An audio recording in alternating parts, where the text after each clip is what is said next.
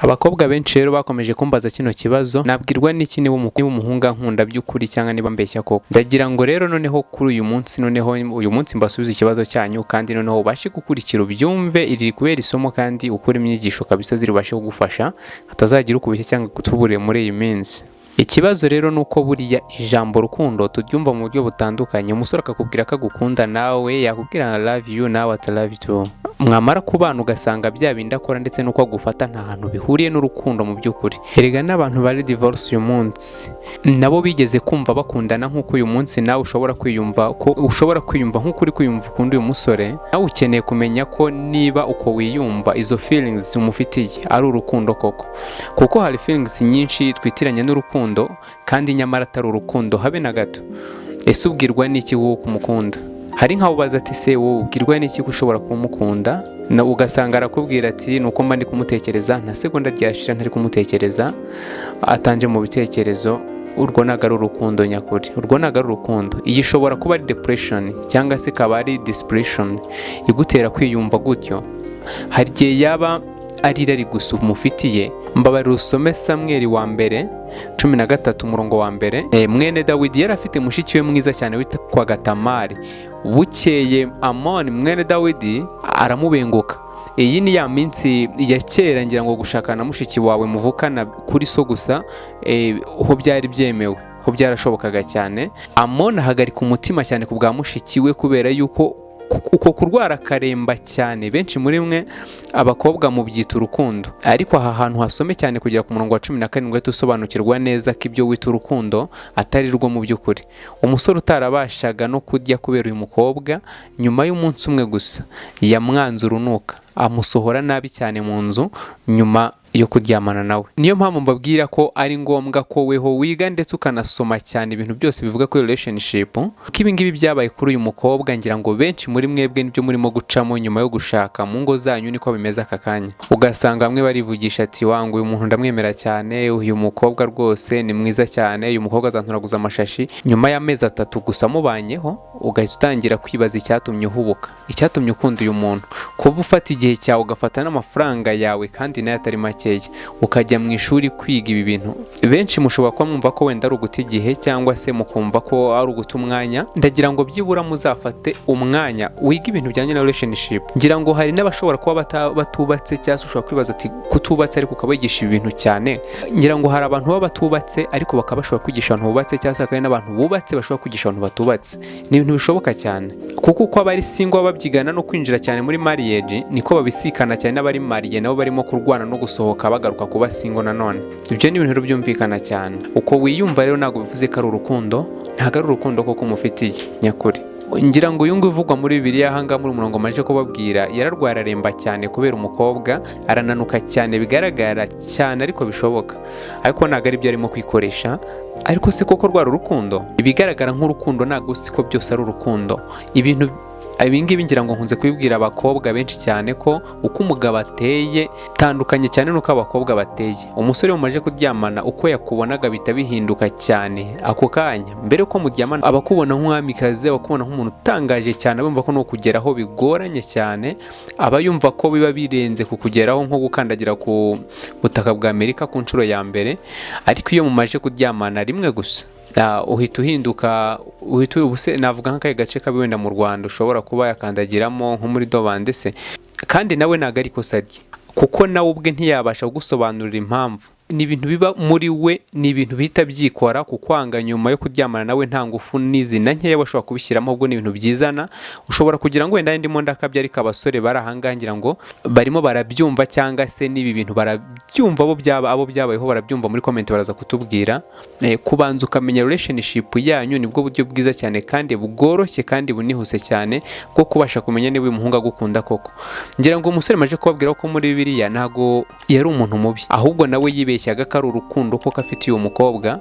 Uko ni nka kwa kundi ushobora kubabona visa ya Amerika ukumva hari si kwisugiye, ariko wamara kugeraho nyuma y'amezi 5 runaka ugahita ubona ko nta birenze, ntaho atani.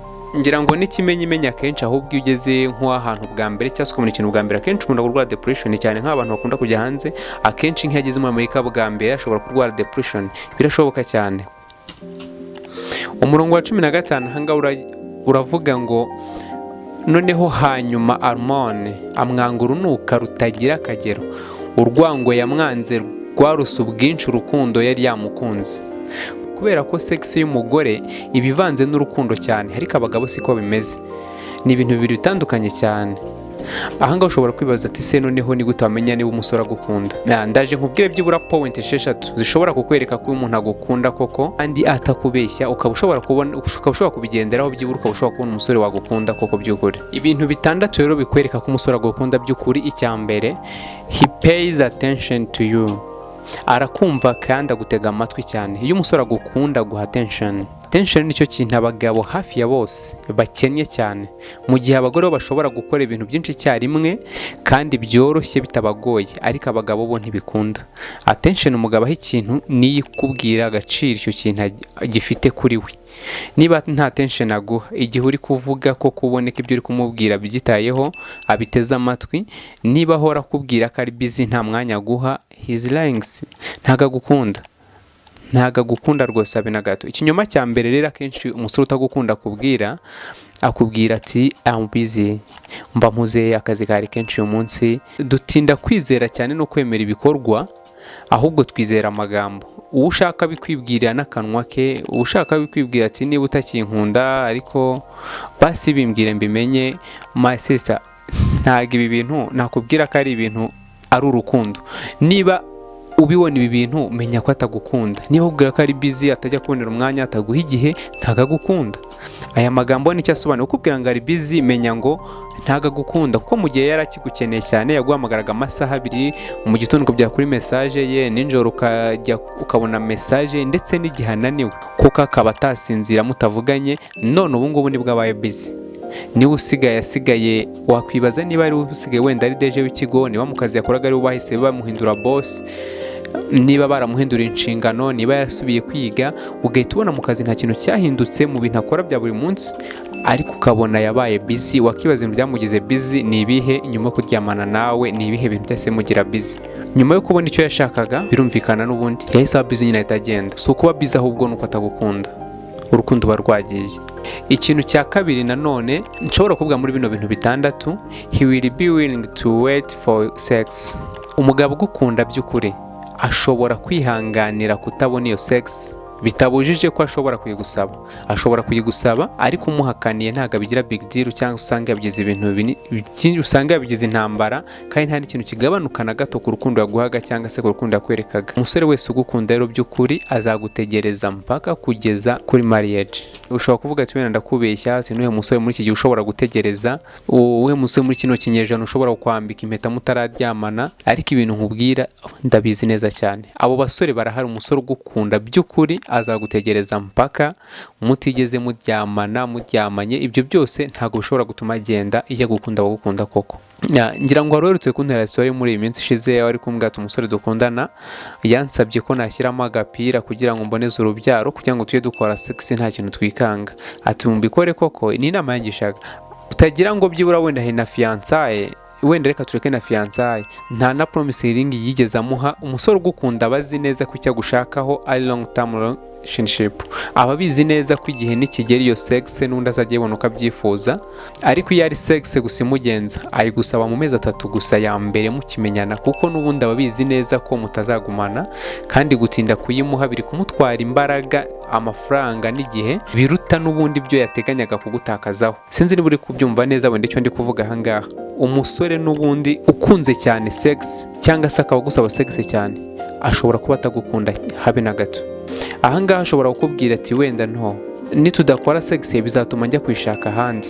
Ariko hari abakobwa batarabasha kumva neza icyo umusore abashatse kuvuga ahangaha. Nutemera kumuha sex ngo bizatuma guca inyuma, wakwibaza bisaba iki kugira ngo wumve ko n'ubundi ari urukundo rwa sex akunze, atari we hakunze. Si we hakunze, ahubwo ahangaha akunze sex. Igihe cyose ngira ngo yabwira ibyo ngibyo ukumva ngo urwo nutampa ngo nzajya kubikura ahandi, cyangwa se nutampa bizatuma nkuca inyuma, icyo gihe uzamureka agende. N'ubundi nta rukundo afite, ahubwo n'ubundi sex aba yarakunze. Icyo gihe uzamureka agende rwose, uzarekure. Uzasoma inkuru ya Yakobo wakoze imyaka 14 adahembwa, akabikora nk'ikiguzi cyo kugira ngo abashe kubona umukobwa yakunze imyaka 14 yose. Icya gatatu rero nakubwira muri bya bintu bitandatu byashobora kubwira umusore ugukunda, he will be ground and the quick to introduce you to the people that matter in this life. N'abagukunda by'ukuri azishimira kandi ntazatinda kukwereka abantu b'ingenzi cyane mu buzima bwe. Umusore ugukunda aba ari proud yawe. Simvuze ko wenda kuba proud ari ugupostinga cyangwa se gushyira kuri social media zose, kuri profile ze, ku WhatsApp n'ahandi, ariko azaguhuza na bashiki be, azakwereka ababyeyi be, azakwereka inshuti ze za hafi. Kuba atagupostinga nta kibazo, ashobora kuba atabikunda kundi ibintu biri private, ariko niba nta muntu n'umwe muri famille cyangwa se mu nshuti ze arakwereka, iki ni ikibazo gikomeye cyane. Aho ngaho arakubeshya, kabone n'ubwo yaba ari icyamamare ku isi yose, cyangwa se kabone n'ubwo yaba ari Chris Brown cyangwa se n'ikindi cyamamare, ashobora kubisha itangazamakuru, ariko abantu bakeya b'imbere mu buzima bwe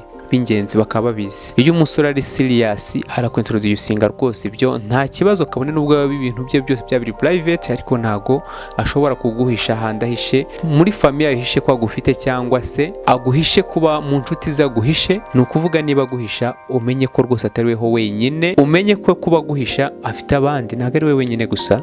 Niyo mpamvu n'udashobora kupresenta mu nshuti zawe cyangwa se presenta muri famille, kuko ntago umukobwa wese wamenye yagenda amusobanura gutya atase amutanga ibisobanuro muri famille cyangwa se ndetse no mu nshuti ze. Ariko iyo ari we wenyine gusa ahagaze ku ruhande rumwe, nta soni bimutera, nta kibazo n'iki na gito cyo yagupresentira mu bandi. Ni inshuro nyinshi ibintu nkunda kubisubiramo, ariko abakobwa ntago barabyumva, ntago bashobora kubyumva.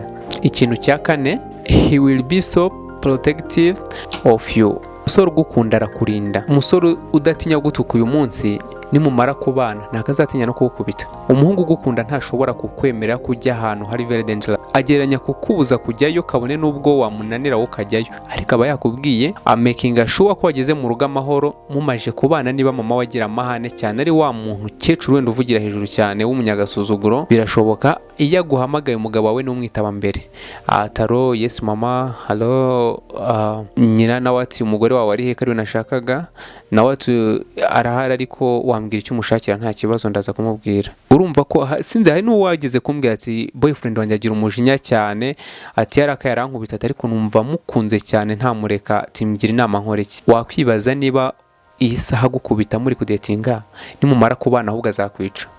Icya gatanu, he will include you in this future plan. Mu mishinga ye y'ahazaza yose wumva akubaramo. Iki ni ikimenyetso cy'umusore ugukunda cyane. Nago akunda kuba yavuga ko wenda muvuga ku bintu bya marriage, niyo wabimubazaho kumva nta gisubizo gifatika arimo araguha. Umusore akakubwira ati oya, abana banjye wenda sinakwifuza ko abana banjye biga hariya, ariko umusore uteganya ko muzabana igihe cyose ukunda gusanga arimo kuvuga ngo abana banjye abana bacu nifuza ko baziga hariya, inzu yacu, ibintu byose ukumva business yacu, urumva ko yamaje gushyira